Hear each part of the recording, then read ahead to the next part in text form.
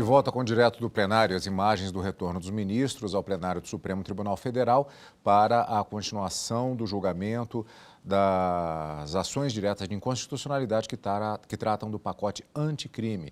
Vamos acompanhar ao vivo direto do plenário. Podemos sentar, reaberta a sessão, renovando meus cumprimentos a todos e passando a palavra de imediato ao eminente relator, ao dar continuidade ao julgamento das ADIs 6298, 6299, 6300 e 6305.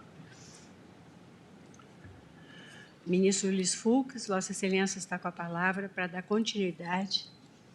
Senhor presidente, Egregia Corte, ilustre representante do Ministério Público, senhores advogados presentes, eu passo agora a essa vedação do artigo à videoconferência da audiência de custódia.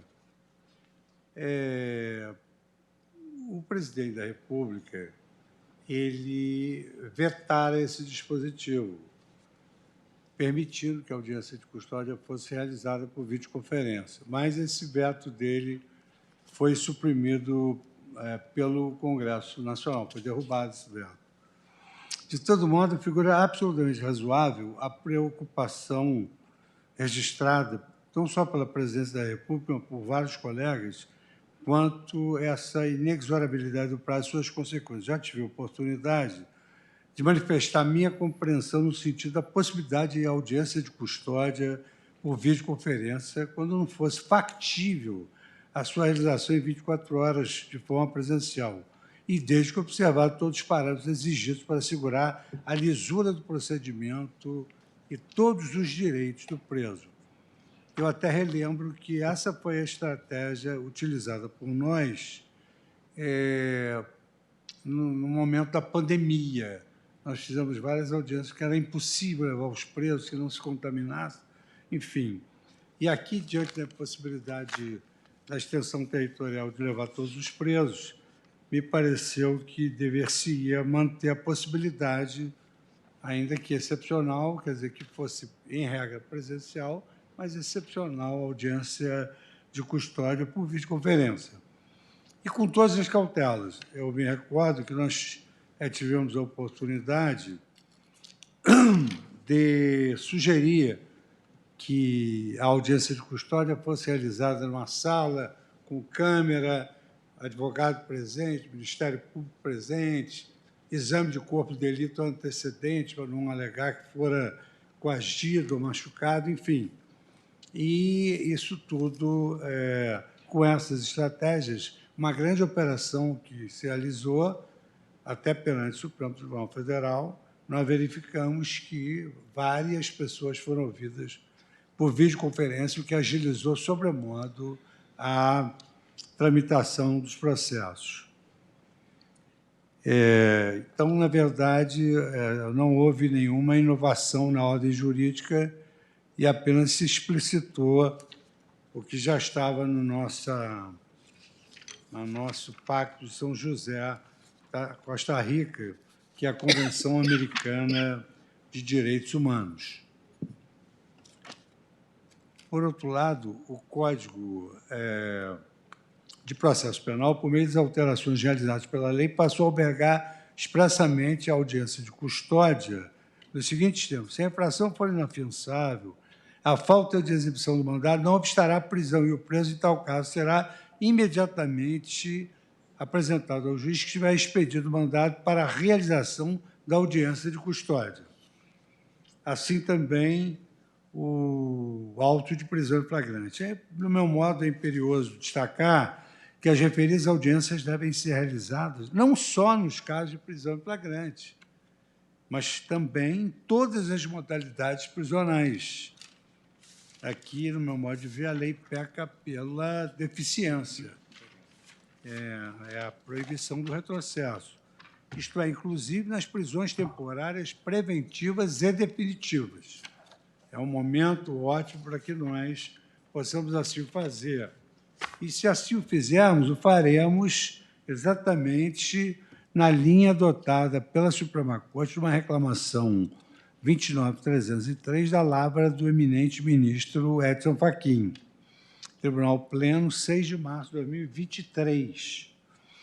Eu destaco que o uso do sistema de videoconferência ou de outro recurso tecnológico de transmissão de sons e imagens em tempo real nem nunca foi, de longe, novidade no processo penal brasileiro. O artigo 185 do Código de Processo Penal disciplinar o interrogatório do acusado preconiza, por meio do parágrafo 2º, que o interrogatório de réu preso seja realizado por sistema de videoconferência ou outro recurso tecnológico de transmissão de sons e imagens em tempo real, desde que presente uma das finalidades ali esculpidas. Então, o próprio Código de Processo Penal já prevê no artigo 185. Aí cito também a resolução do CNJ, de 2020, que dispõe o réu preso fora da sede da comarca ou local distinto da subseção judiciária participará da audiência por videoconferência a partir do estabelecimento prisional ao qual estiver recolhido. Então, na verdade, isso facilita até essa defasagem na apresentação dos presos, que não tem sido feita. E o parágrafo não diz a pedido da defesa, a participação do réu preso na sede da comarca do réu solto poderá ocorrer por videoconferência. Isso também já está previsto no artigo 6º, da resolução do CNJ.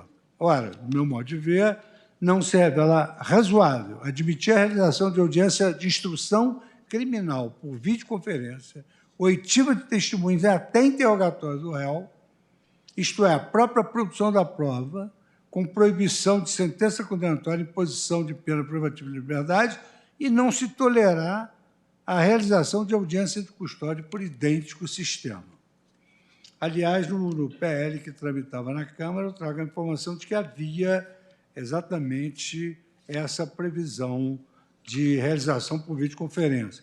Acrescentando o meu ônus argumentativo, que eu sempre me sinto em estado a fazê-lo, senhora presidente, em razão do quanto se noticiou em relação à minha liminar e minhas preocupações na instalação no Brasil inteiro, a primeira jornada de Direito e Processo Penal, realizada pelo Centro de Estudos Judiciários do Conselho de Justiça Federal, de 10 a 14 de agosto de 2020, sob a liderança da ministra Maria Tereza de Assis Moura, atual presidente do STJ, também já aprovaram enunciado nesse sentido. Enunciado 30, excepcionalmente, de forma fundamentada, nos casos em que se faça inviável a realização presencial do ato, é possível a realização de audiência de custódia por videoconferência. Aliás, o próprio CNJ, ainda sob a presidência do ministro Dias Toffoli, publicou essa recomendação exatamente nesse sentido e que orienta os tribunais de justiça e os tribunais federais, regionais federais, a promoverem investimentos voltados à realização dessas audiências na forma da lei, inclusive durante as sessões do júri, que foi uma grande inovação de Sua Excelência. E aqui, então, eu registro essa anomalia da lei, rechaçando qualquer dúvida, eu reitero que o uso de videoconferência, de outros recursos tecnológicos de transmissão de sons e imagens em tempo real é fomentado pela legislação brasileira há tempos. Há todas as previsões expressas no artigo 185, 217, 222, parágrafo 3º, bem como no Código de Processo Civil, conforme os artigos mencionados no voto, que servem de integração heterônoma do Código de Processo Penal, por força da autorização do artigo 3º do próprio Código de Processo Penal. E aqui eu cito os artigos que consagram essa possibilidade de utilizar a videoconferência e também a possibilidade de heterointegração do Código de Processo Penal pelo Código de Processo Civil. E digo no campo interdisciplinar que é importante lembrar que o Brasil é um país continental. A título de exemplo, o Estado do Amazonas tem uma extensão territorial de 1.559.161 metros e 682 quilômetros quadrados, equivalendo ao território de 4 dos maiores países europeus somados, França, Espanha, Suécia e Grécia. Se fosse considerado um país, o Amazonas seria um dos 20 maiores países do mundo. Até mesmo os nossos menores estados são maiores do que alguns países da Europa. Assim, ainda que se atribua eventual superioridade ao contato presencial, inegável que o contato virtual permite maior agilidade na realização da audiência de custódia, não se justificando essa interdição legal. E mais um dado muito interessante, com efeito, dependendo da localidade em que ocorreu a prisão, demanda-se o transcurso de inúmeras horas apenas para transportar um preso até o juízo deprecante, sem falar no dispêndio temporal necessário para a própria organização da operação desta multa, o que pode levar à extrapolação do prazo legal e à sua não realização, como ocorreu durante a pandemia. Cumpre observar que a própria realização da audiência de custódia também exige todo um aparato de segurança com o intuito, e já evitou, fugas e resgates. Na grande maioria das delegacias do país, como aquelas situadas em pequenas comarcas, se quer um fluxo constante de presos, o transporte de escolta de um custodiado pode demandar mais do que efetivo diário da unidade, prejudicando a atividade policial. Raciocínio análogo se aplica às unidades penitenciárias. Lamentavelmente, a realidade revela ainda que a precariedade dos meios de locomoção de infraestrutura, bem como a escassez de recursos humanos e financeiros de diversos órgãos do sistema de justiça e segurança potencializam ainda mais as dificuldades apontadas. Aí eu trago alguns fatos que corroboram no sentido de se admitir as audiências de custódia, e citando aqui que, ao longo da pandemia, as audiências de custódia só foram possíveis graças ao emprego da videoconferência. Ora, aceitar a não realização da audiência de custódia em detrimento de sua consecução por videoconferência consubstancia verdadeiro retrocesso, retomando-se a dinâmica processual que vigorava até 2015, em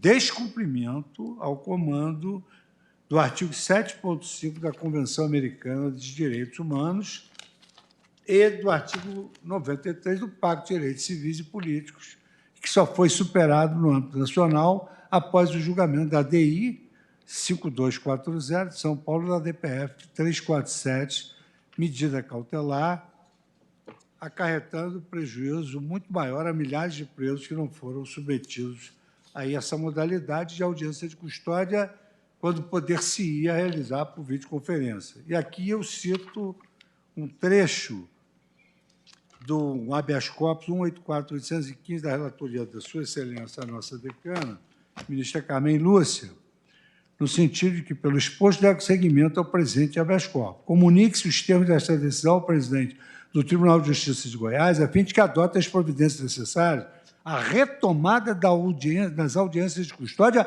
ainda que por videoconferência, pois tanto foi o decidido pelo Conselho Nacional de Justiça, não se podendo afastar a realização daquele ato pela ausência das medidas devidas pelo órgão judicial estatal. Então, o que havia, senhora presidente?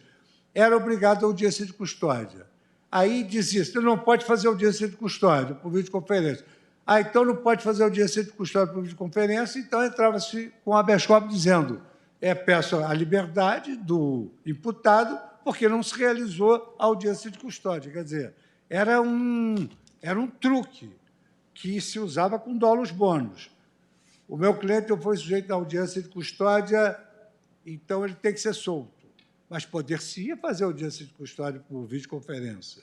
Então, o que se dizia? Não, meu cliente não vai se submeter à audiência de custódia por videoconferência. E, ato contínuo, se entrava com habeas corpus para pedir a soltura por ausência da realização da audiência de custódia.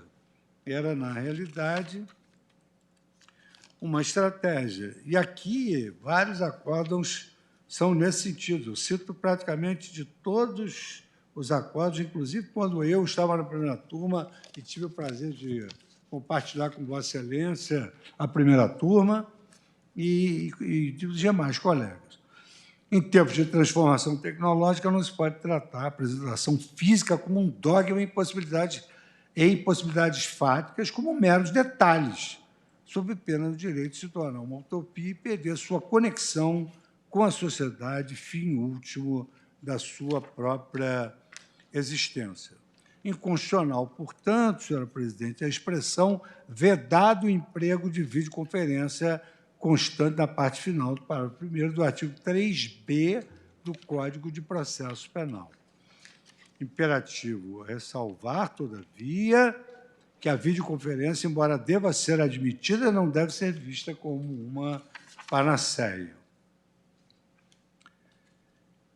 E aí, então, eu digo como se deve realizar a audiência de custódia e prossigo dizendo que as salas destinadas à audiência à realização desses atos processuais por videoconferência poderão ser fiscalizadas pelas corregedorias e pelos juízes que presidirem as audiências nos termos também previstos para o interrogatório à luz do artigo 185, parágrafo 6º do CPC. Com relação ao disposto no artigo 3b, parágrafo 4 do CPP, do Código de Processo Penal, nota-se que o legislador pareceu atentar para o quadro complexo que descrevemos anteriormente, bem como para as inúmeras peculiaridades locais que podem tornar inviável o prazo de 24 horas, mesmo com o recurso de videoconferência. Hipótese em que o ônus argumentativo para justificar a não realização da audiência é significativamente muito maior.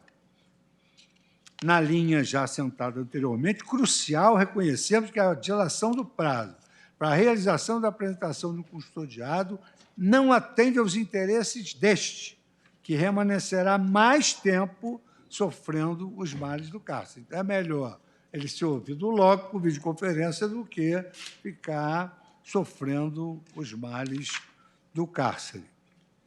Em caso, a única interpretação do artigo 310, caput, parágrafo 4, compatível com a integralidade do texto constitucional, é a de que, transcorridos 24 horas, sem que a audiência de custódia tenha sido realizada, exige-se que seja proferida a decisão apresentando justificação idônea.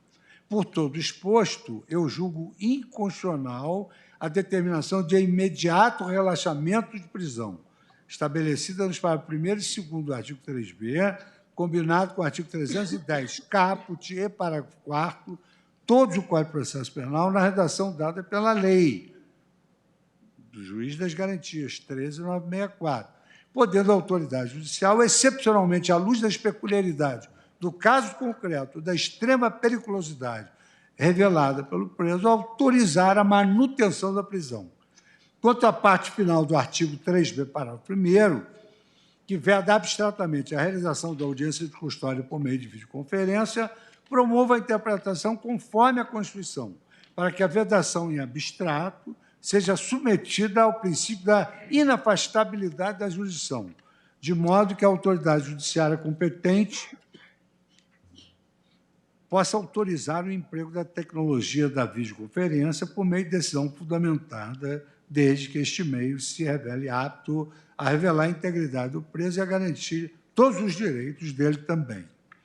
Então, a minha proposta de redação, de interpretação conforme a Constituição do artigo 3b, ela não vai obedecer à regra de que o preso em flagrante ou que fosse mandado de prisão provisória será encaminhado à presença do juiz de garantias no prazo de 24 horas, momento que se realizará a audiência com a presença do Ministério Público, da Defensoria Pública ou do advogado constituído, vedado o emprego da videoconferência.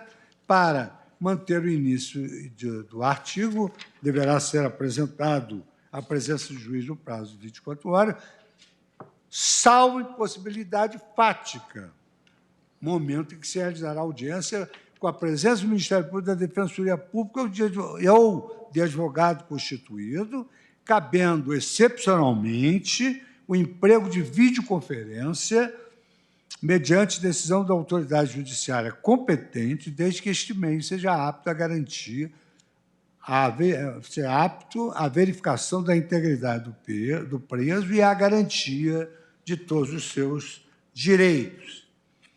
Com relação ao artigo 310, que dispõe que, após receber o auto de prisão em flagrante no prazo máximo de 24 horas, após a realização de prisão, o juiz deverá promover a audiência de custódia com a presença do acusado. E no parágrafo 4º, ressaltar a não realização da audiência de custódia sem motivação idônea ensejará também a ilegalidade da prisão a ser relaxada pela autoridade competente, sem prejuízo da possibilidade de imediata decretação de prisão preventiva. Eu proponho como interpretação conforme que, após receber o auto de prisão em flagrante, no prazo máximo de até 24 horas após a realização da prisão, o juiz deverá promover a audiência de custódia que, em caso de urgência, e se o meio se revelar idôneo, poderá ser realizada por videoconferência com a presença do acusado, do advogado, do Ministério Público, etc. Transcorridas 24 horas após o decurso do prazo estabelecido no caput deste artigo, a não realização da audiência de custódia sem motivação idônea ensejará também a ilegalidade da prisão, devendo a autoridade judiciária avaliar, não pode decretar a prisão preventiva automaticamente, devendo a autoridade judiciária avaliar se estão presentes os requisitos para a prorrogação excepcional do prazo ou para a sua imediata realização por videoconferência, sem prejuízo da possibilidade, cumpridos os requisitos, de decretar a prisão preventiva. Porque, do jeito que está aqui, isso não é garantia nenhuma, pelo contrário. Isso aqui é quase que uma prisão preventiva automática. E também é possível prorrogação da audiência de custódia em casos excepcionais e, para a prisão preventiva, é necessário que haja o cumprimento dos requisitos. Agora eu passo ao artigo 3C, caput, da primeira parte, para o 1º e 4º, competência dos juízes garantia e dos juízes de instrução e julgamento. Então, o artigo 3C diz: a competência dos juízes das garantias abrange todas as infrações penais, exceto as de menor potencial ofensivo, e cessa com o recebimento da denúncia, ou queixa do artigo 399. Nós já vimos que o artigo 399 ele não tem correspondência aqui, porque houve um erro legístico. Parágrafo 1º. Recebida a denúncia ou a queixa, as questões pendentes serão decididas pelo juiz da instrução e julgamento. Quer dizer, o juiz de garantia recebe a denúncia, mas quem decide as questões pendentes é o juiz da instrução e julgamento. As decisões proferidas pelo juiz das garantias não vinculam o juiz da instrução e julgamento, que, após o recebimento da denúncia ou a queixa, deverá reexaminar a necessidade de medidas cautelares em curso, no prazo máximo de 10 dias, que é aquela hipótese que eu mencionei, de que o juiz de mesmo grau de jurisdição um revê o ato do outro. Parágrafo 3º. Os autos que compõem as matérias de competência do juiz de garantia ficarão acautelados na Secretaria desse juízo, à disposição do Ministério Público e da Defesa, e não serão apensados aos autos do processo enviado ao juiz da instrução e julgamento, ressalvados os documentos relativos às provas irrepetíveis, medidas de obtenção de prova ou de antecipação de provas, que deverão ser remetidos para pensamento e apartado. Fica assegurado, isso é a nossa súmula, assegurada à parte, o amplo acesso aos autos acautelados da Secretaria dos Juízos de Garantias. Isso aqui é bem paradoxal. O juiz que vai julgar não tem vista disso, mas fica assegurado às partes o amplo acesso aos autos acautelados da Secretaria do Juízo de Garantias. Então, eu começo pelo artigo 3C, porque eu vou ficar só no artigo 3º, então, daqui a pouco eu já vou chegar à conclusão final. Mais dois artigos, 28 e 157. Artigo 3C, caput, primeira parte, parágrafo 1º e 2º. Estes dispositivos devem também ser submetidos à técnica de interpretação conforme a Constituição. Então, como Vossa Excelência estão vendo, eu não estou julgando o juiz das garantias, estou julgando a lei que instituiu o juiz de garantias e a sua conformidade com a Constituição e a compatibilidade com o Código de Processo Penal. Então, esses dispositivos devem ser submetidos até da interpretação conforme a Constituição, para que deles não se extraia a obrigação de criação de um juízo de garantia nos termos previstos da lei, porque há várias incompatibilidades.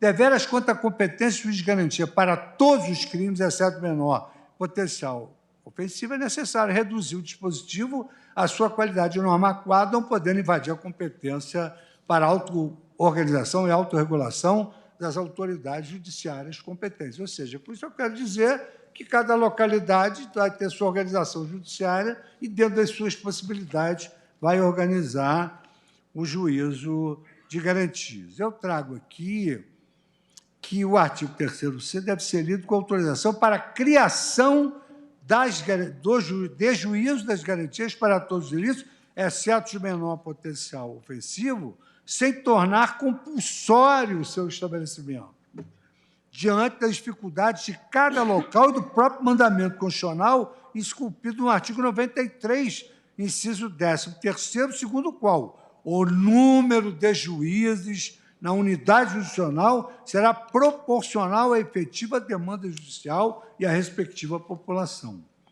Obrigar todas as comarcas do país a disporem de uma autoridade competente para processar inquérito, mas incompetente para a subsequente ação penal, manifestamente viola a referida norma, além de afrontar a competência privativa do Poder Judiciário dos Estados e da União na iniciativa de leis sobre a própria matéria. Da mesma maneira, os parágrafos 1º e 2º, que especificam as competências do juiz de instrução, separadamente do juiz de garantias, só devem seguir a mesma interpretação, convolando-se uma norma quadro. O artigo 3º, parágrafo 3º e 4º, estabelece o seguinte: artigo 3º, os autos que compõem as matérias de competência do juiz de garantias ficarão acautelados na secretaria desse juízo, à disposição do Ministério Público e da Defesa, e não serão apensados aos autos de processo enviados ao juiz da instrução e julgamento. Por sua vez, o parágrafo 4º, segunda parte, reitera que os autos do inquérito ficarão acautelados na secretaria do juiz de garantias. Impôs-se declarar a inconstitucionalidade dos referidos trechos dos dispositivos em questão. Deveras, revela-se irrazoável o acautelamento dos autos do inquérito na secretaria do juízo das garantias, porquanto o fundamento da norma reside tão somente na pressuposição de que o juiz da ação penal, ao tomar conhecimento daqueles autos, ficaria contaminado e teria sua imparcialidade afetada para o julgamento do mérito. A irrazoabilidade da própria impossibilidade do juiz da ação penal proferir decisões fundamentadas é patente, se não tiver acesso à totalidade dos elementos produzidos nos autos do inquérito. Como que o juiz da instrução e julgamento ele vai proferir decisões fundamentadas se ele não puder olhar essas provas que estarão apensadas numa secretaria com vista só para a defesa e para o Ministério Público?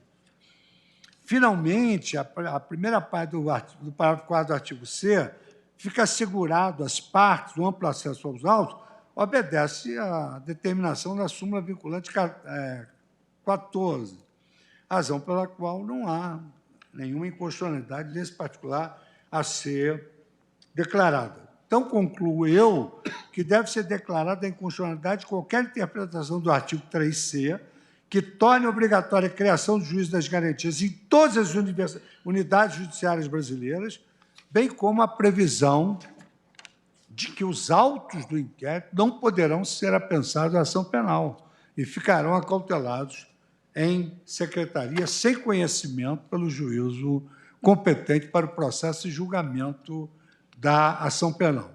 Então, aqui nesse artigo 3C, que dispõe que a competência do juiz de garantias abrange todas as infrações penais, exceto as de menor potencial ofensivo, e cessa com o recebimento da denúncia ou queixa, eu faço a proposta de interpretação da Constituição, de interpretação conforme a Constituição, da seguinte maneira: a competência do juiz das garantias poderá abranger todas as infrações penais conforme dispuserem as leis de organização judiciária, exceto as de menor potencial ofensivo, e as submetidas ao procedimento do júri, vírgula, e cessa com o recebimento da denúncia ou queixa na forma do artigo 396 e não 399 do Código de Processo Penal.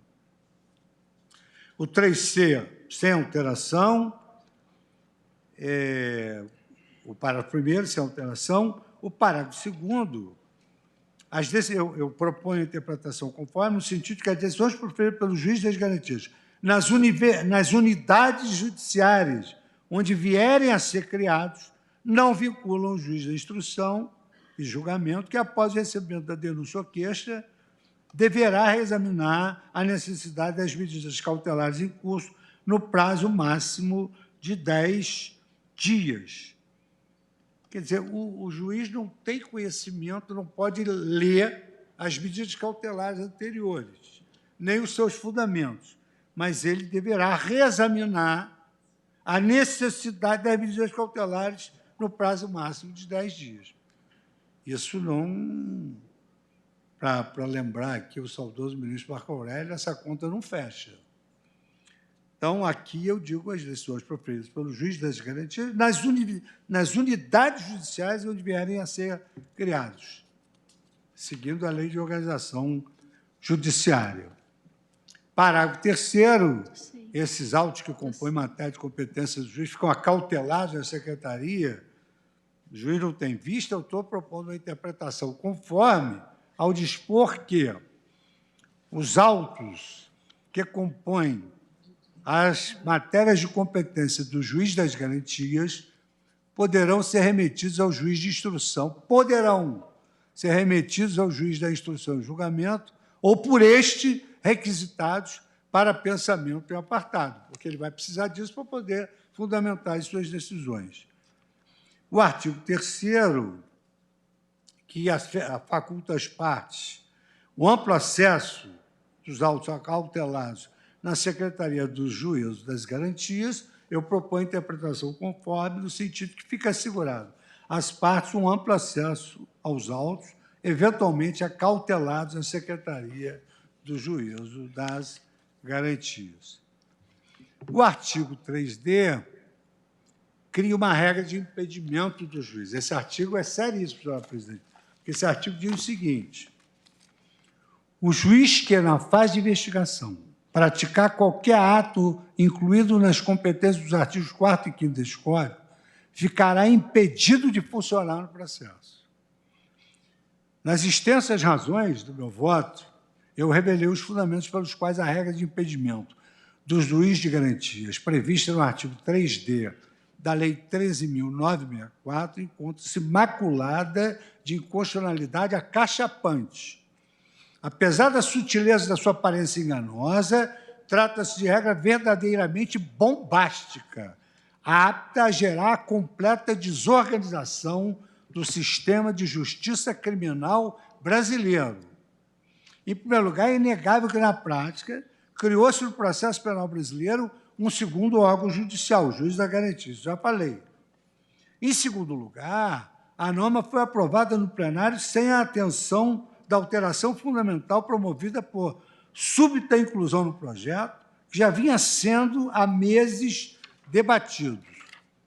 A inconstitucionalidade material do dispositivo em questão também se extrai do seu impacto sobre outros princípios constitucionais de alta relevância, que militam no sentido da proteção dos bens jurídicos de maior valor em nosso ordenamento e exigem a atuação eficiente do microsistema processual penal contra a sua violação por atos criminosos. Devemos nos perguntar como ficará a proteção dos direitos fundamentais à vida, à propriedade, à liberdade, à honra, à probidade do emprego dos recursos públicos, ao funcionamento do sistema financeiro nacional, se os crimes praticados em detrimento desses direitos restarem impunes ou só forem solucionados tardiamente. Nas palavras do velho Rui, justiça atrasada não é justiça, senão injustiça qualificada e manifesta. E mais do que isso, justiça tardia, mas nada é do que injustiça institucionalizada. Então, vejam aqui quantas etapas do juízo de garantias, podendo o outro juiz da instrução rever tudo quanto foi praticado.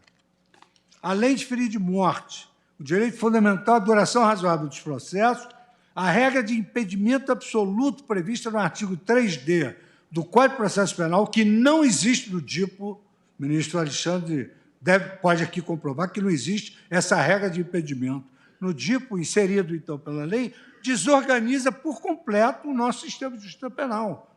Até porque no DIPO o juiz não recebe a denúncia. E desorganiza o nosso sistema e pode gerar sua incapacidade de absorver o impacto de impedimentos em séries que a norma produziria.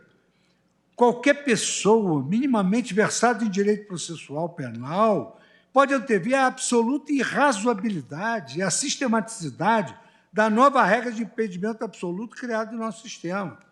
Em primeiro lugar, o artigo 3D não prevê qualquer tipo de exceção de impedimento. Com exceção de impedimento, o impedimento é presumido, não precisa ser nem alegado, estabelecendo o impedimento de todo juiz que, na fase de investigação, praticar qualquer ato incluído nas suas competências, inclusive na competência do juiz das garantias. Considerada essa formulação legal, ficará impedido não apenas o juiz que atue durante todo o inquérito, mas também qualquer autoridade judiciária que, em uma única substituição eventual nos autos do inquérito, tenha autorizado, por exemplo, a prorrogação de uma cautelar de interceptação telefônica, um tribunal, por exemplo, ou renovada a prisão preventiva, ou meramente prorrogado o prazo de duração do inquérito. Isso tudo pode chegar aqui através de habeas corpus, ou julgado do habeas corpus impetrado antes do oferecimento da denúncia, ou determinado a instauração de insanidade mental. Quer dizer, tudo isso, quem mexer nessas questões está impedido para se manifestar no processo judicial. Também restará atingido pela cláusula de impedimento o juiz que der cumprimento a uma carta precatória no curso do inquérito para a realização de diligências. Isto porque, nos termos do artigo 3D caput, ficará impedido de funcionar no processo o juiz que for informado sobre a instauração de qualquer investigação, ou que assegurar prontamente, quando se fizer necessário, o direito outorgado ao investigado e ao seu defensor de acesso a todos os elementos informativos e provas produzidos no âmbito da investigação criminal. Quantas vezes os tribunais são obrigados a deferir a vista dos autos, porque os juízes não deferem, a súmula 14 autoriza. Então, por exemplo, se eu, como relator, for autorizar a vista dos autos, quando vier o processo que adveio dos juízes de garantias, eu não posso me manifestar mais, pela lei estou impedido. Qualquer juiz, de qualquer tribunal, salta aos olhos a inviabilização ou obstaculização excessiva do andamento do processo criminal, sempre que seja necessária a prática de atos de investigação em comarcas contíguas, porque todos esses juízes, que provavelmente funcionariam com juízes de garantias um dos outros, estarão impedidos. O dispositivo impugnado revela-se, por este fundamento, absolutamente desproporcional e irrazoável. Todas essas razões, somadas às já enumeradas na parte inicial do meu voto, revelam que, nos moldes impostos pela lei, o juiz das garantias não passa de um nome sedutor para uma cláusula que atentará contra a concretização da garantia constitucional da duração razoável dos processos, do acesso à justiça, que também tem que ser entrevisto em relação ao juiz que vai julgar, para a normatividade dos direitos fundamentais, tudo que depende do aprimoramento e da eficiência da tutela jurisdicional. Eu volto a repetir que o sistema brasileiro já contempla a figura do juiz de garantia, das garantias, tendo em vista o desenho das atribuições do magistrado na fase do inquérito. A função do juiz de garantias é da natureza do nosso processo penal, à luz dos princípios reitores da Constituição de 1988. Eu pediria, ministro Alves, que me concedesse poucos minutos. Eu vou pular sempre que necessário para ir direto para a conclusão. Não, eu estou pronta para ficar aqui até meia-noite ouvindo Vossa Excelência. Tá bom. Fique Então, tranquilo. Vamos aqui testar Não sei a se os nossa... colegas podem Presidente, me acompanhar. Meia-noite não dá para iniciar a discussão. Eu só posso até 11h58, porque amanhã tem sessão cedo. Mas ainda falta muito, são 17h57. Bom, mas eu estou realmente tocando só nos pontos essenciais. Digo, então, falo desse impedimento, das garantias que já há com a atuação do juiz do inquérito, da atuação dos tribunais, e o nosso ordenamento dispõe de diversos instrumentos voltados a controlar a imparcialidade do órgão julgador. Salto, então, para, de todo o exposto, a previsão do artigo 3D resvala nos vícios da inconstitucionalidade já apontadas sob o ângulo do princípio da proporcionalidade. É inidôneo, viola o excesso no plano das consequências e vulnera de forma intolerável direitos fundamentais de elevadíssima estatura, que aqui eu menciono, direito à vida, à liberdade, à propriedade, etc. Demais disso, a norma de impedimento faz letra morta da cláusula da reserva do possível. Destaco, por fim, que é precisamente da enganosa regra de impedimento, essa regra é muito séria, que é precisamente da enganosa regra de impedimento que só parecerá anódina a quem se deixar enganar por sua sutil aparência, que advém a distinção fundamental entre o juiz das garantias introduzido de surpresa e aquele organizado pelo Tribunal de Justiça, como, por exemplo, ocorre com o chamado DIPO, que não prevê nem poderia fazê-lo qualquer impedimento do juiz. Não há essa previsão de impedimento nesse exemplo tão destacado aqui. E aí eu transcrevo as informações nesse sentido do Tribunal de Justiça de São Paulo. E volto a reiterar, à luz dessas observações, que deve-se, portanto, autorizado que cada unidade judiciária discipline a matéria e crie, se considerar útil e possível, suas próprias varas juizados de garantias, sem que se impeça a continuidade do mesmo juiz do inquérito na fase posterior da ação penal, e sem que a inobservância da divisão inteira das atribuições judiciais gere qualquer tipo de nulidade processual. Então, nesse particular do artigo 3D, senhora presidente, que cria esse impedimento que não há em lugar nenhum, eu julgo formal e materialmente inconstitucional o artigo 3D. Fica mais fácil, porque eu não tenho que ler nada, só digo o artigo 3D, artigo que eu declaro inconstitucional. O artigo 3D, parágrafo único, e é da organização judiciária, aqui o legislador se deixou trair. Nas comarcas em que funciona apenas um juiz, os tribunais criarão um sistema de rodízio de magistrados a fim de atender às disposições deste capítulo, quer dizer, são os tribunais. E o 3E, o juiz das garantias, será designado. O juiz das garantias será designado conforme as normas da organização judiciária.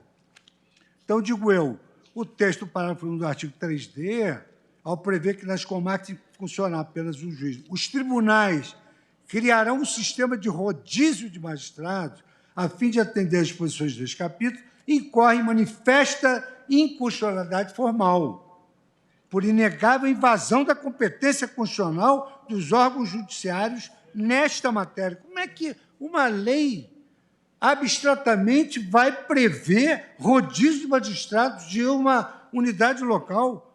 Com efeito, é mais do que firme no Supremo Tribunal Federal, no sentido que o tema é de organização judiciária prevista em lei editada no âmbito da competência dos Estados-membros, artigo 125 da Constituição Federal brasileira, e aqui na nota de rodapé eu cito a DIs de Maurício Corrêa habeas corpus, ministro, nosso querido ministro Ricardo Lewandowski, ministra Ellen Grace, ministro Eros Grau, entre outros. Então, da mesma maneira que o juiz das garantias será designado que isso já é algo assim muito heterodoxo, ele vai ser designado conforme normas de organização judiciária.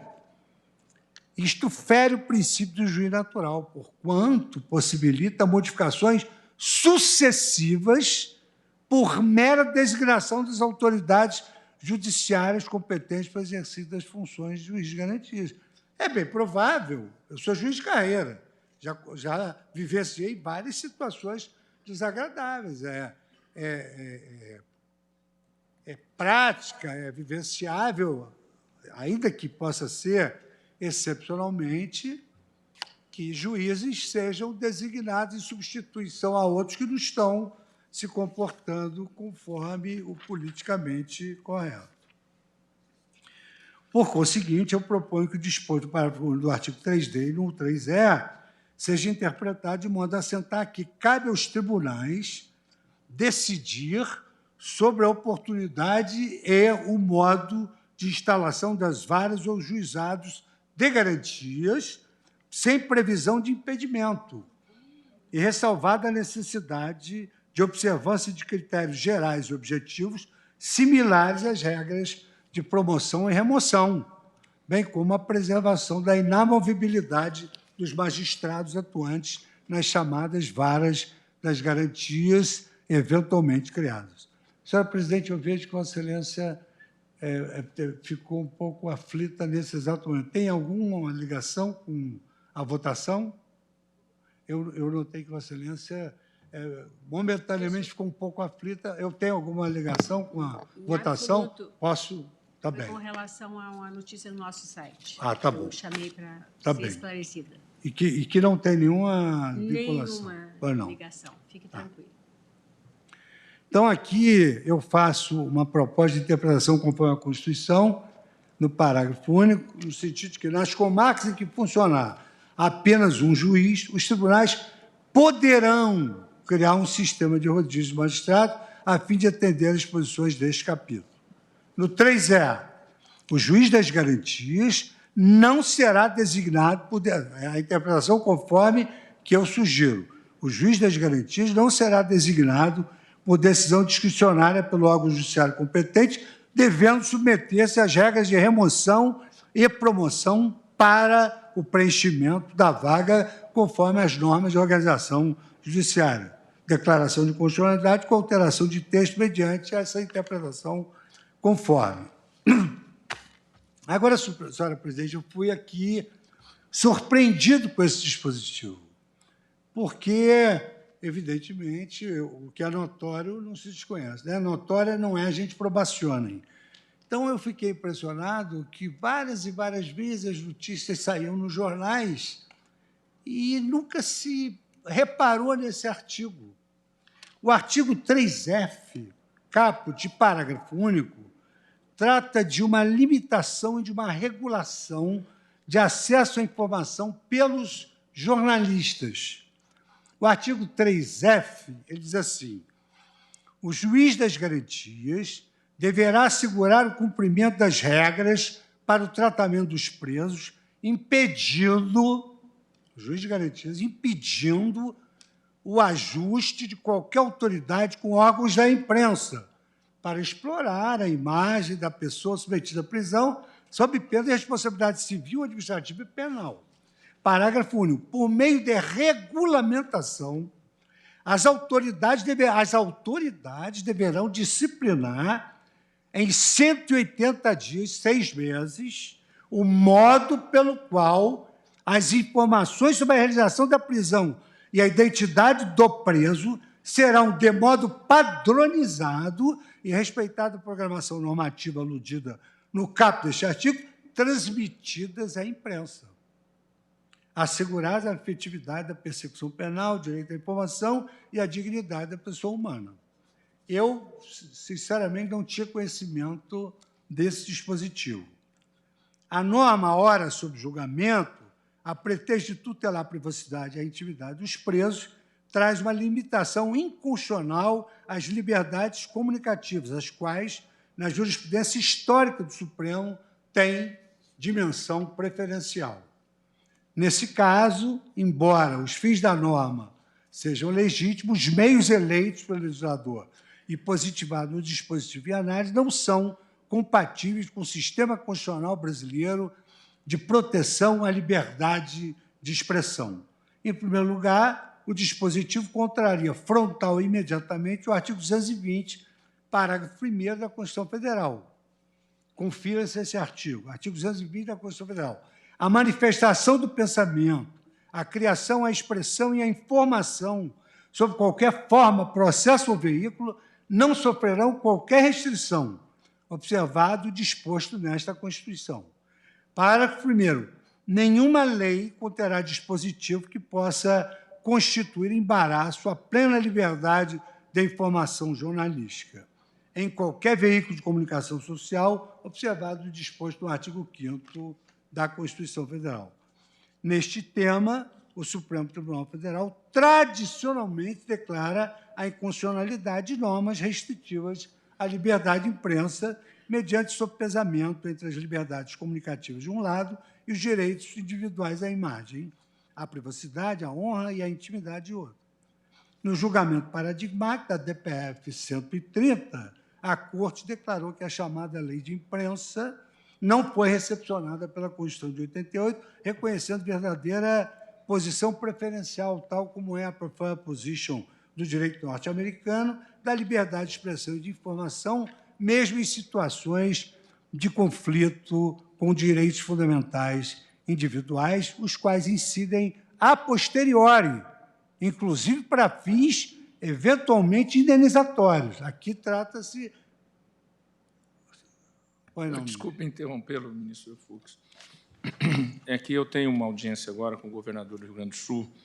Então, como já passamos das 18, eu queria pedir autorização para me ausentar, sem prejuízo da continuidade do voto, e reiterar o meu pedido de vista para ficar registrado, acaso termine o voto ainda com a minha ausência.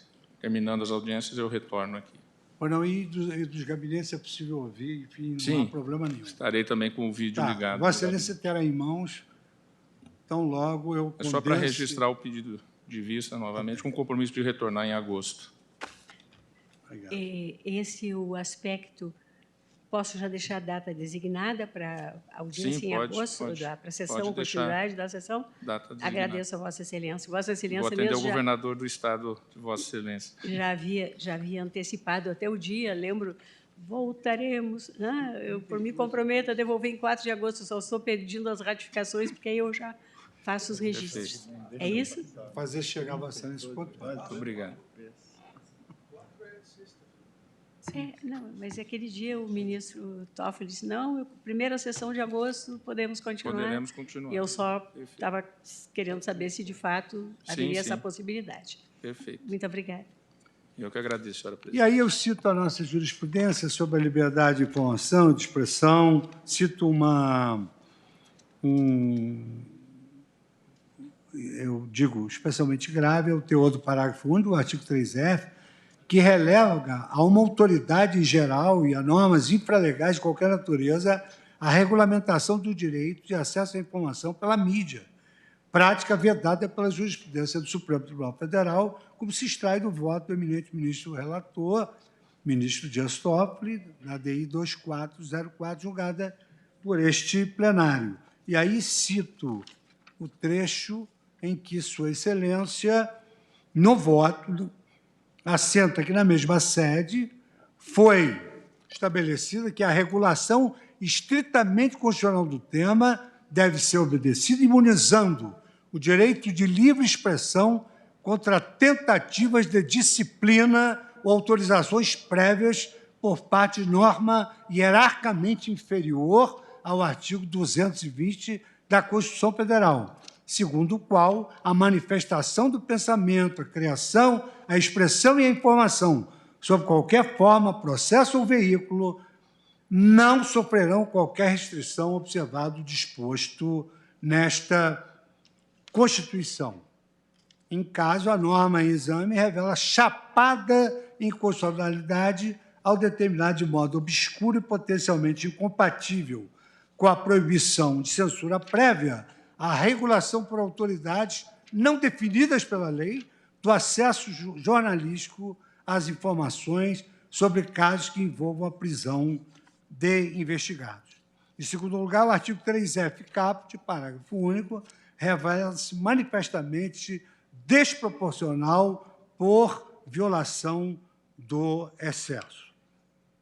Há, inegavelmente, diversas outras formas menos onerosas à liberdade de imprensa que atingem o mesmo resultado, a exemplo da responsabilização ex post em hipótese de abuso de direito de resposta, remédios, este sim, com assento constitucional. Além disso, a legislação brasileira atual já contempla normas suficientemente protetivas à dignidade do preso. E aí eu cito o artigo 41, inciso 8º, da Lei de Execuções Penais, que estabelece como direito do preso a proteção contra qualquer forma de sensacionalismo.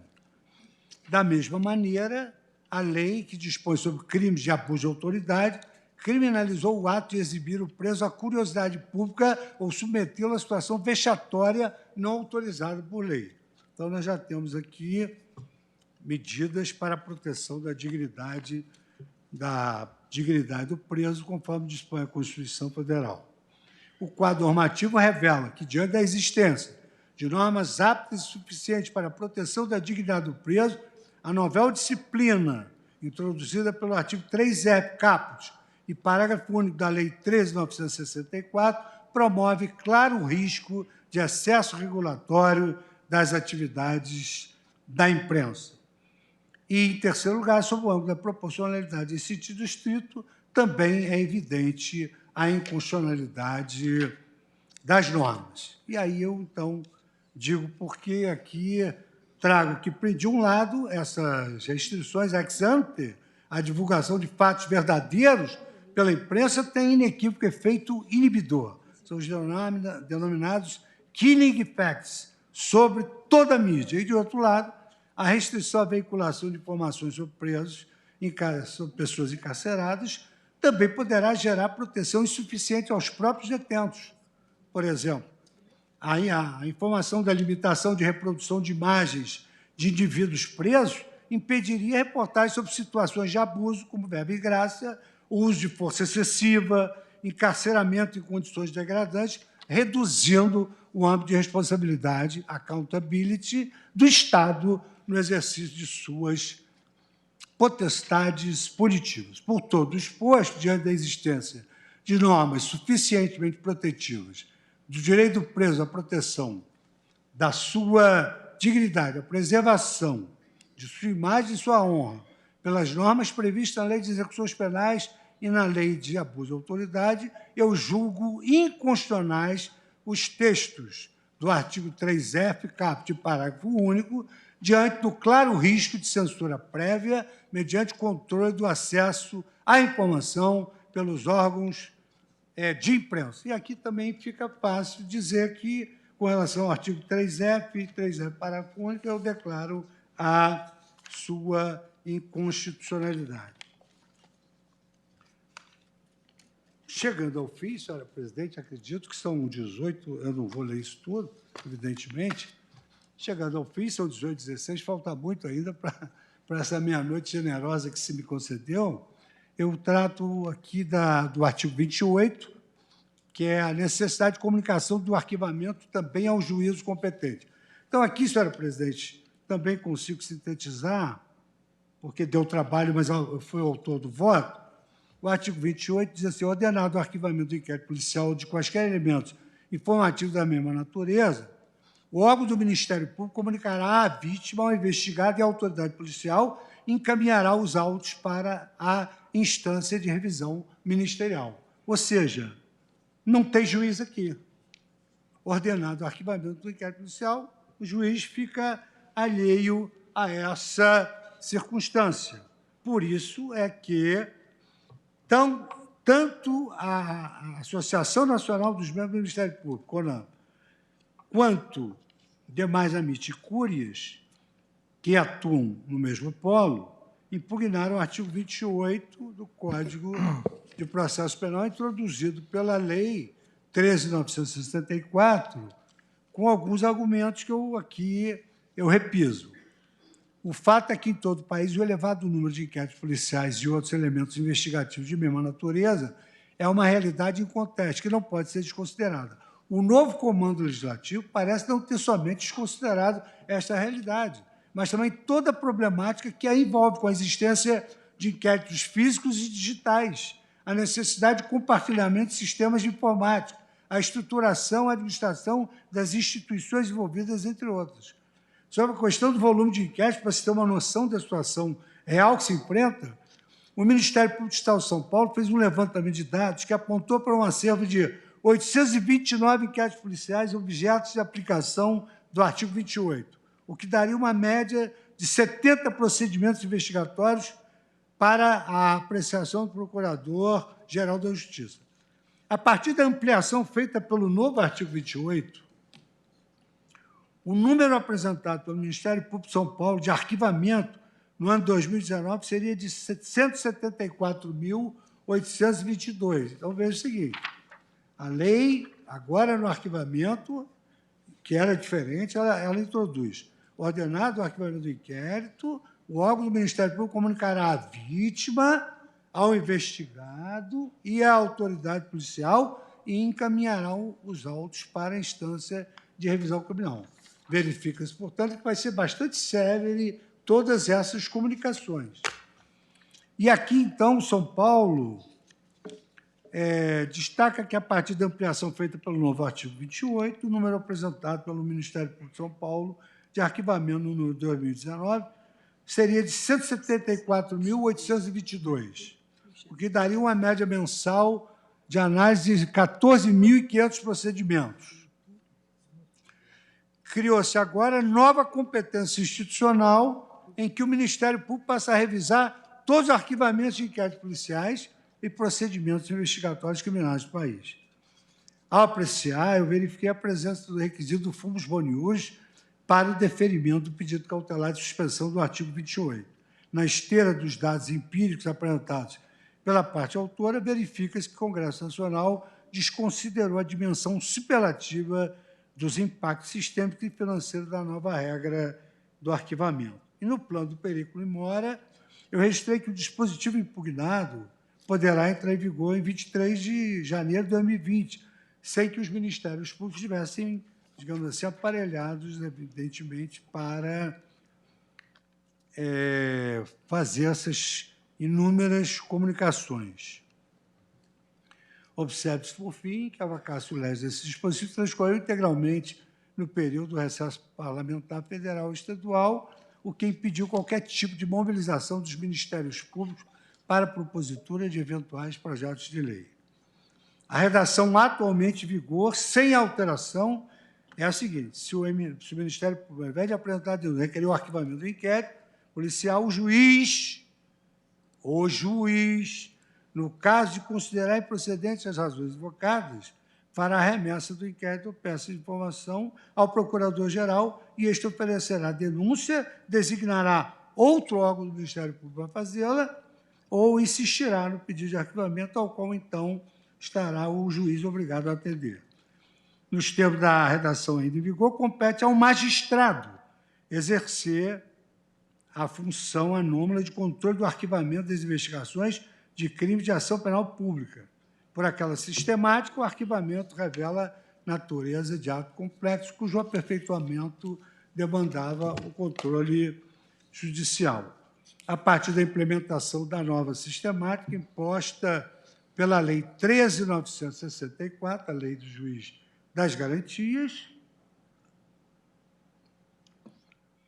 os juízes perante os quais o inquérito tramitou não receberão sequer a comunicação do arquivamento da investigação. Vale dizer, todos os inquéritos arquivados pelo promotor ou procurador passam a ser automaticamente submetidos à instância revisora, que eu tenha assim, conhecimento, não sei se já foi criada em todos os estados brasileiros, que eu tenha conhecimento, ela ainda nem foi criada em todos os estados brasileiros, a qual passará a analisar todos os 175 mil arquivamentos de inquérito.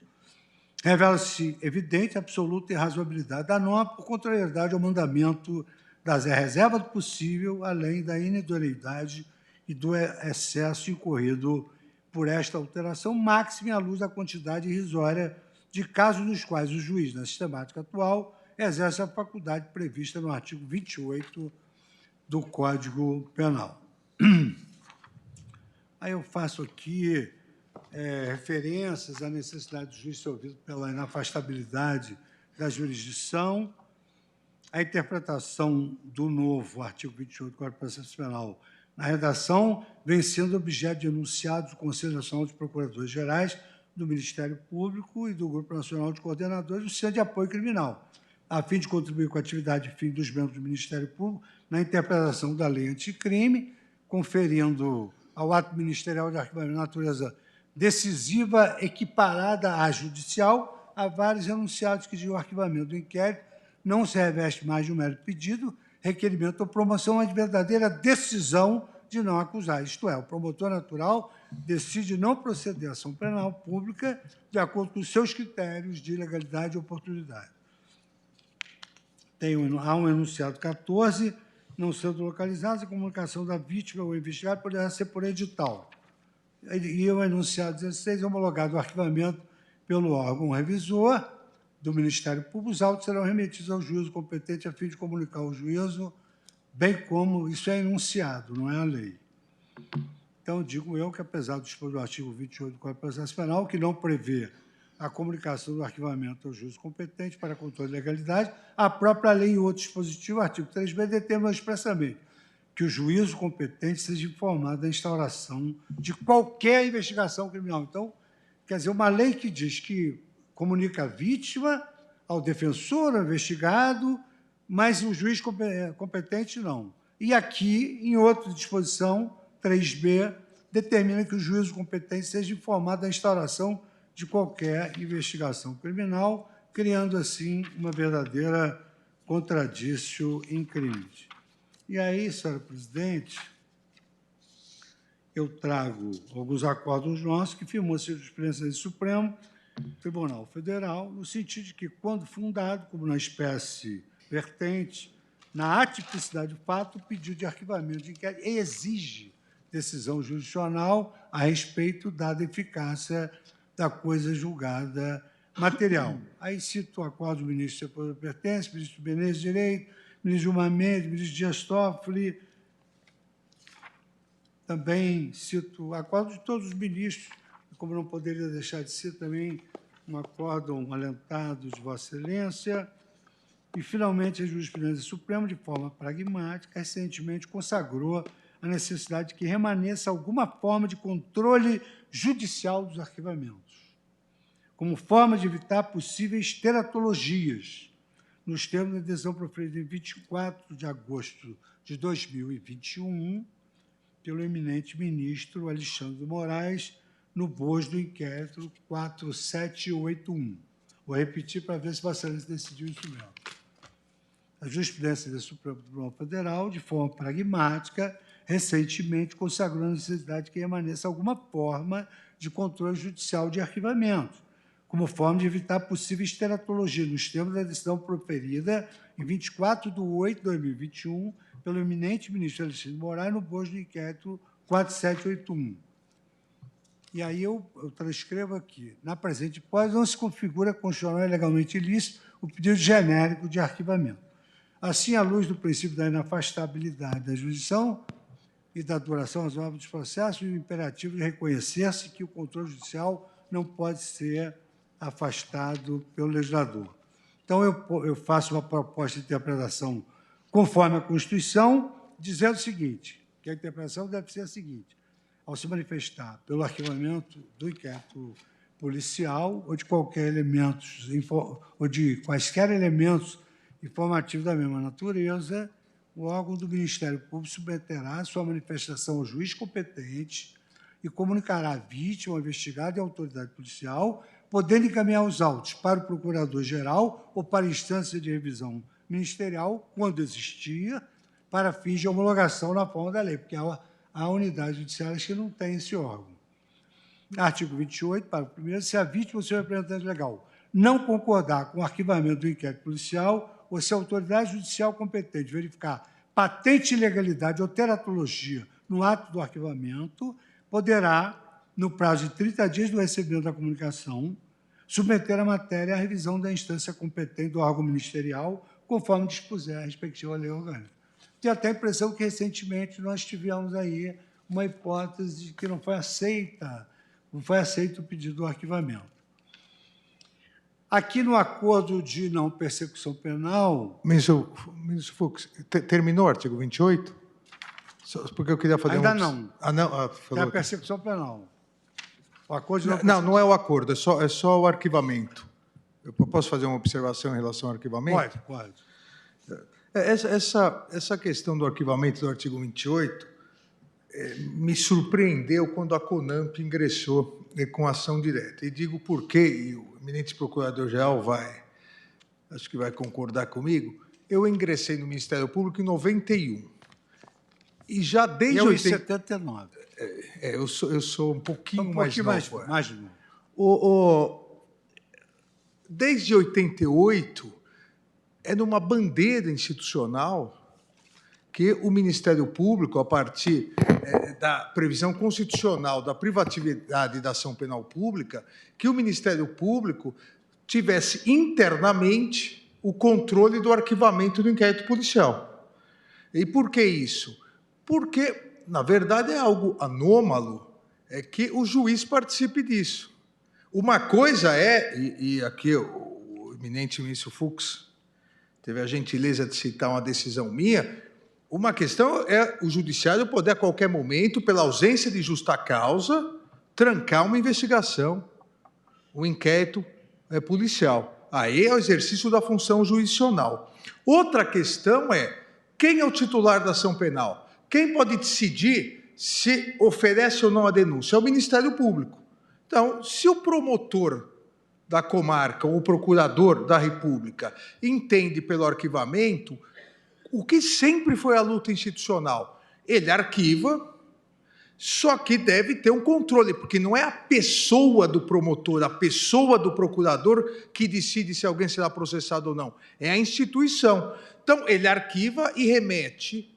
No Estado, remeteria ao Procurador-Geral de Justiça e, no Ministério Público Federal, remeteria às câmaras, como hoje já ocorre no inquérito civil.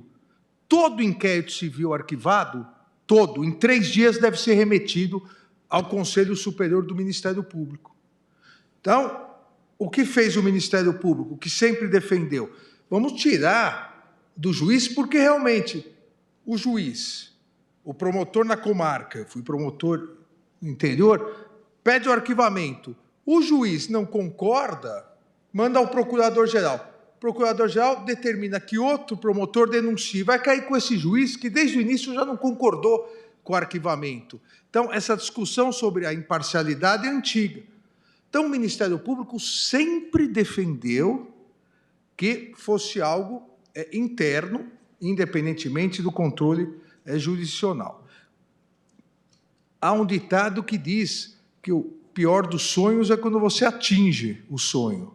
Quando o Ministério Público conseguiu, entrou em pânico. E por que entrou em pânico? Porque de cada, eu diria, 1000 inquéritos, um é remetido ao artigo 28 pelo juiz. E por que isso? Essa é a realidade. Porque os juízes realmente não exercem esse controle. Como é questão do Ministério Público, é um caso ou outro muito absurdo, o que gera a possibilidade de, em comarcas contíguas, eu fui promotor criminal em São Bernardo, nós arquivávamos ou denunciávamos determinada coisa que o promotor de Santo André fazia diferente, porque como não há um controle, não há uma tese institucional. Com essa nova previsão, haverá uma tese institucional, porque já há em todos os Ministérios Públicos, já há o órgão revisional. Nos estados é o Procurador-Geral de Justiça e no Ministério Público Federal as câmaras. Só que desses 1000, que um só é submetido, os 1000 serão submetidos. Do ponto de vista do jurisdicionado é muito melhor, porque a instituição vai definir no Estado ou na União, o que deve ser arquivado ou o que deve ser denunciado. Nós tivemos, isso lá em 1995, eu tinha um colega que entendia em 95 que nenhuma droga era crime. E ele arquivava, pediu arquivamento e tudo. O juiz também entendia isso. Então, em uma comarca só do interior de São Paulo, não havia nem tráfico, nem uso, posse para uso. Até que a Corregedoria atuou, é um outro caso. Mas por que isso? Porque não chegava até o órgão superior do Ministério Público. Então, eu acho importante, eu acho muito importante essa alteração. Essa alteração é importantíssima. O Ministério Público ele deve se aparelhar para isso. Eu tenho os números aqui de São Paulo, que o procurador-geral precisaria realmente... Hoje ele tem um assessor, que nós chamamos lá em São Paulo, assessor do 28. É um único assessor. Ele teria que passar, pelos cálculos que fez, teria que passar mais ou menos a uns 30 assessores. Só que, qual a ideia também? Que é uma evolução do Ministério Público. Isso também vem sendo debatido. Ao invés de continuar para o procurador-geral, ser dividido entre os procuradores de justiça, entrar as procuradorias de justiça para dar uma função também de execução às procuradorias. Então, ministro Fux, eu só queria... Eu fiz essa observação porque realmente eu, como promotor, sempre também lutei por essa alteração. E sei que a CONAMP ingressou, não porque não concorda com a alteração, mas porque entraram em pânico, porque realmente a vacatio legis, amanhã tem que mudar todo o sistema. No entendimento de Vossa Excelência mantém essa alteração, só que com a obrigatoriedade, que acho corretíssima também, de informar o juiz para um controle também jurisdicional, se houver uma arbitrariedade. Em consideração aqui, essa explanação de Vossa Excelência, que absorveu grande parte do que eu ia explicar, né? Vou explicar aqui, diz assim... É para ver se a gente chega até meia-noite. E a proposta de interpretação conforme fica assim: ao se manifestar pelo arquivamento do inquérito policial de quaisquer elementos informativos da mesma natureza, o órgão do Ministério Público submeterá sua manifestação ao juiz competente e comunicará a vítima ao investigado e à autoridade policial, podendo encaminhar os autos para o Procurador-Geral para a instância de revisão, quando existir, para fins de homologação na forma da lei. Eu não sei se, por exemplo, no Nordeste, eles têm esse conceito. Todos os Ministérios Públicos estaduais é sempre o Procurador-Geral de Justiça. E o Ministério Público Federal é uma Câmara, um órgão colegiado. Então já existe em todos. Continua exatamente. Como antes. Obrigado, ministro Fux. Eu ia até ponderar para o ministro Fux, sem prejuízo, naturalmente, de encerrar o voto, que quando dos debates, a partir dos votos dos demais ministros, Vossa Excelência terá a oportunidade, sim, até de reforçar alguns aspectos, como tem acontecido em todos os nossos julgamentos. Então, eu vou atender essa boa ponderação de Vossa Excelência e vou, então, citar o artigo, o que eu acho, e vou na redação. Está bem? Isso. Eu acho que ficaria interessante, porque... Cumpro com isso o dever de fundamentação. Perfeito. Então, agora, senhora presidente, acordo de não persecução penal. O artigo 28, incisos 3 e 4, parágrafo 5º e 7º, eles entendem que deve haver um controle judicial do acordo de não persecução penal. Então, eles estabelecem essa atuação judicial. O artigo 5º, se o juiz considerar inadequado, insuficiente ou abusivo as condições dispostas no acordo, devolverá os autos ao Ministério Público para que seja reformulada a proposta do acordo com concordância do investigado e seu defensor. O juiz poderá recusar a homologação à proposta se não atender aos requisitos legais. Então, eu aqui digo que estou explicando, é isso tudo que o ministro Alexandre acaba de pormenorizadamente nos auxiliar. Estou citando doutrina, estou citando as pretensões do Ministério Público, estou citando um julgamento do ministro Celso de Mello e o outro do ministro Lewandowski, e com a devida vênia entendendo que é improcedente o pleito de inconstitucionalidade do tocante ao artigo 28, incisos 3 e 4, parágrafos 5º, 7º e 8º do Código de Processo Penal, que devem ser declarados constitucionais. A linha E, prova ilícita, o artigo 157, parágrafo 5º, trata da inconstitucionalidade da regra de impedimento automático. Então, aqui é uma regra, o juiz que conhecer do conteúdo da prova declarada inadmissível não poderá proferir a sentença ou acordo. Então, isso, digamos assim, impede o exercício da jurisdição. Porque imagine se nós aqui tivermos conhecimento disso. E aqui é uma fundamentação bastante robusta, e Vossa Excelência me garante essa possibilidade de, com toda a urbanidade possível no momento, contra-argumentar. Eu cito também a doutrina até de um garantista, Eugênio Pacelli, que comenta isso, também de Guilherme Nucci. E, citando os grandes autores, eu declaro inconstitucional. Isso porque, você imaginaram, o juiz toma conhecimento da prova inadmissível. Depois o tribunal toma conhecimento de uma prova que foi, tempo depois, considerada ilícita. Então, fica todo mundo inviável de participar daquele processo. Isso aqui impede o exercício da função jurisdicional. Isso eu até sei que é o pensamento de outros colegas. Então, senhora presidente, eu julgo parcialmente procedentes as ações diretas de inconstitucionalidade 6298, ajuizada pela AMB e pela JUF, a mim distribuídas, a 6299, oferecida pelo Podemos e pela Cidadania, a mim distribuída por Prevenção, a DI 6298, 6300, apresentada pelo Diretório Nacional do Partido Social Liberal, essa distribuída por Prevenção, e a DI 6305, interposta pela Associação Nacional dos Membros do Ministério Público da CONAMP, que também foi distribuída. E aí eu confiro as interpretações conforme eu já as li. Trago também, para facilitar, uma tabela de todos os artigos que foram... Vou distribuir para todos os colegas. E gostaria de encerrar meu voto nessa parcial procedência, na forma do meu voto, que eu vou distribuir, porque fica sintético parcial procedência dos termos do voto do relator nas ADIs tais e tais. Isso. E eu queria... Vossa Excelência, ministro Fux, se puder nos mandar... Não, depois, não, eu não li, porque declara parcialmente constitucional, artigo 3º, declara parcialmente... Está tudo... Os artigos, como Vossa Excelência tem, que aí vai facilitar bastante o debate na continuidade. Não, eu só não li porque atendi essa sugestão de Vossa Excelência. Perfeito.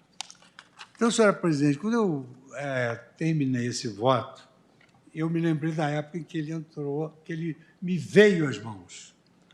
Essa lei veio no Natal de 2019, que é uma época em que nós conferimos uns aos outros alguns presentes. E eu me lembrei da história sobre o presente de grego. E eu minutei aqui o seguinte: conforme sabia do Homero, poeta da Grécia Antiga e autor das célebres obras Ilíada e Odisseia, narra que o exército grego, incapaz de tomar a fortificada cidade de Troia, cuja população lutava ferozmente desde há anos, construiu um enorme cavalo de madeira e deixou-os nas cercanias como presente, simulando em seguida partirem de volta para a Grécia. Os troianos, embevecidos pelo belíssimo presente e suposta vitória, abriram os portões e transportaram o cavalo para dentro da cidade. Durante a noite, enquanto celebravam a maravilhosa dádiva, os troianos foram surpreendidos pelos guerreiros gregos que haviam se ocultado no interior do cavalo e que imediatamente iniciaram uma verdadeira chacina, abrindo os portões da fortaleza para o restante da força grega. Troia foi destruída, sua população foi dizimada e jamais recuperou-se daquele fatídico presente de grego. Então, eu acho que a lei das garantias, do juiz das garantias, se cegamente tivesse aberto os portões do judiciário, certamente seria um cavalo de Troia, para entrar em vigor em 30 dias, no recesso forense. E, diferentemente dos troianos que foram sacrificados, nós temos o dever de cumprir o juramento que fizemos, de defender o nosso judiciário, porque a nossa derrota significa a vitória da impunidade contra a justiça que o povo brasileiro reclama. E, já que eu falo em reclamação, eu faço também uma reclamação. Muitas notícias foram plantadas com desavisos sobre essas incompatibilidades. Mas eu encontrei, nas palavras de George Orwell, o que isso representou. Por que isso foi tão atacado? E, com isso, eu encerro aqui o meu voto, senhora presidente. Em época de mentiras generalizadas, dizer a verdade é um ato revolucionário. Muito obrigado pela generosidade que Vossa Excelência me concedeu para ler o voto, que tem 2 centenas e algumas dezenas de páginas, e também com a abertura da oportunidade de, no momento oportuno, proceder à leitura. Ou seja, enfim, terminei. Presidente. Pois não.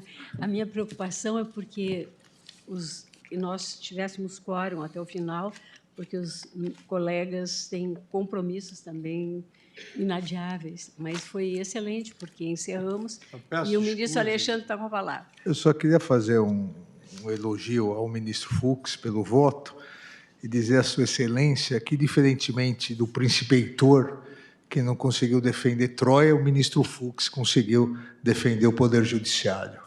Muito obrigado, ministro.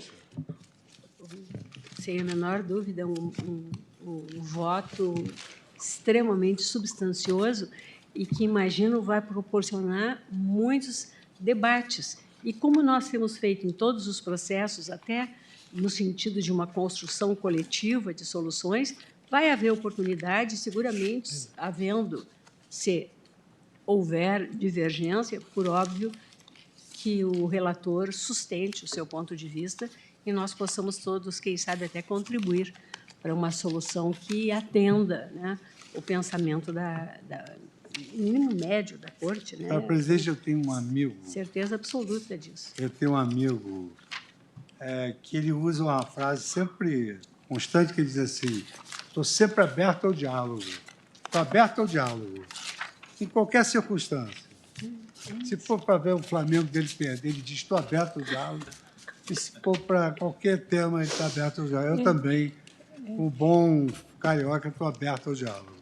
Eu costumo dizer, ministro, que eu estou sempre aberta a ouvir. Eu ouço, né? Hoje, inclusive, ouvi, a gente faz audiências e ouve diferentes posições, né? E eu ouço todos com o maior respeito, mesmo quando eu divirjo. Não estou me referindo de forma alguma aqui, mas acho que é uma obrigação ouvir, né? Escutar o outro e até para, quem sabe, fazer uma adequação do meu pensamento, porque eu, pessoalmente, muitas vezes não estou com a melhor razão, tenho certeza disso, né? Mas, enfim, eu agradeço a Vossa Excelência. Muito obrigado. E faço o registro que o ministro Toffoli pediu e agora reiterou o pedido de vista e há a possibilidade de algum colega ter interesse em antecipar o voto. Por isso, eu consulto os eminentes pares, os que estão pela via remota e os que estão aqui presencialmente, se há interesse em anteciparem o voto ou se aguardamos o pedido de vista do ministro Dias Toffoli, que, inclusive, me autorizou a já designar data para a continuidade do julgamento. Presidente, se Vossa Excelência me permite, eu gostaria de anunciar e, na própria sessão de hoje, e dizer que aguardarei a devolução do pedido de vista. Da mesma forma, senhora presidente. Também, ministro Alexandre de Moraes. Como nós temos até meia-noite, acho que eu vou antecipar meu voto.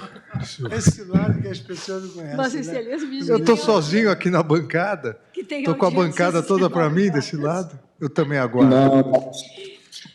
Senhora presidente, minha saudação também aos eminentes pares, de modo especial ao eminente relator, ministro Luiz Fux, que, sem dúvida, trouxe aí substanciosos fundamentos que nos ajudam a refletir sobre a temática.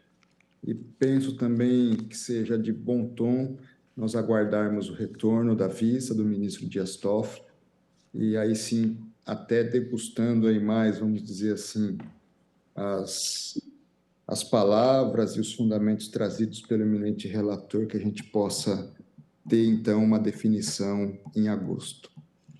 Isso. Obrigada, ministro André. Eu, da mesma forma... Senhora presidente, só uma observação. Já fiz chegar ao ministro Toffoli ao inteiro teor do voto. Eu até aqui, examinando a nossa pauta de agosto, nós temos dia 2, a quarta-feira, quinta temos a posse do Dr. Zanin. Então, na verdade, talvez seja mais oportuno designar para o dia 9, porque teríamos 9 e 10 para os debates. Acho que ficamos mais... Né?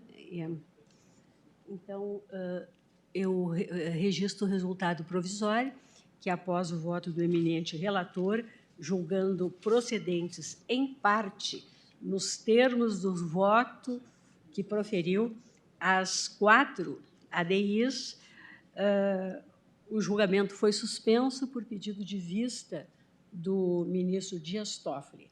Aguardam os demais e designado desde logo para prosseguimento o dia 9 de agosto de 2023. Agradeço a presença de todos, desejo uma excelente noite, declaro encerrada a sessão.